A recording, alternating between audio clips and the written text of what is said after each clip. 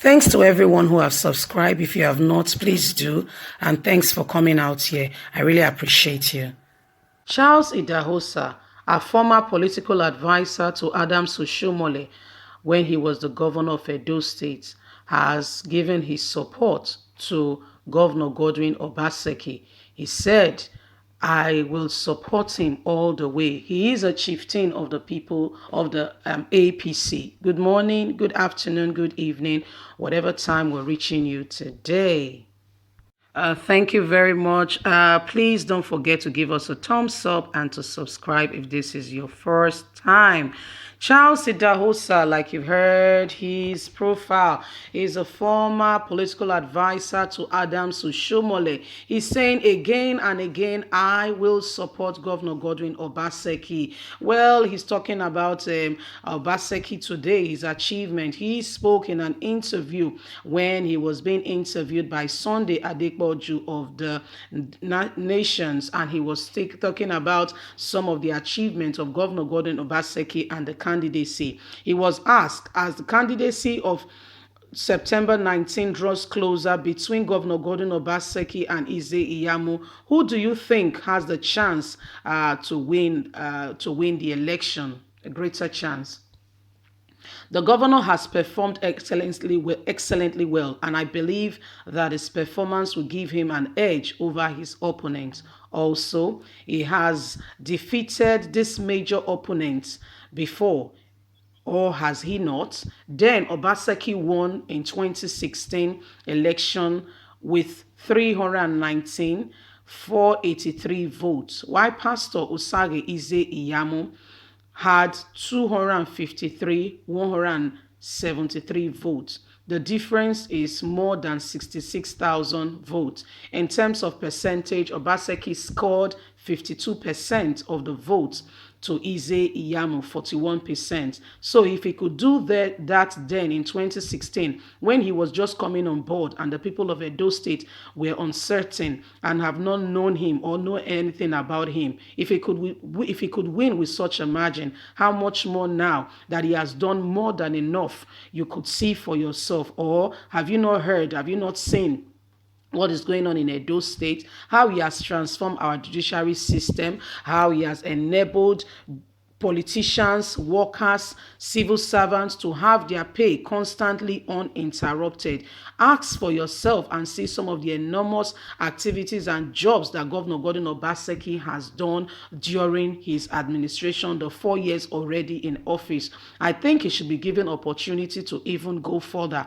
This man has the gift of administration, and I can tell you it shows from everything he does and he touches. When he came, the administration of the state was not proper and thorough. There were a lot of lapses here and there, salaries being held even to civil servants who has served before, called pensioners. But he, with the gift of administration, has put things in order. He put system in place that naturally begins to run and work. You see, that's why Adams Oshiomhole clearly stated in 2016, he was the brain box of my administration. Adams was not lying to you. He was speaking based on what he has seen this guy perform in office. He was not the only one that served with Adams Oshiomhole's administration. How come Adams picked him to be the one to succeed him and supported him? It's because he saw a light in him, and that light was the gift of administration. Truly, he was the brain box. He put a lot of things in place. In his office, there was no stone left unturned. He actually worked, and Adams had Adams Oshiomhole great admiration. They only fell apart when Adams Oshiomhole wants to rule the state from proxy, and he says no, the people of Edo State should have opportunity for true transformation development. That is all the grievances Adams have against him. Asking if he will win this election, what do you think? When in 4 years, when he was not known, he won, and now that he has been tested and trusted by the people of Edo State, and the evidences are there for you to see, he will return for another tenure. We are praying and we are doing our best to support him in every way. I am standing behind Governor Godwin Obaseki, the man again for Edo State. He's already creating jobs. He's already making opportunities. When that refinery is completed, do you know the number of people that will be employed? They will be sons and daughters of Edo State. What can be more? What can be more? This is a man that should be given opportunity to even go further. Well, you've heard it.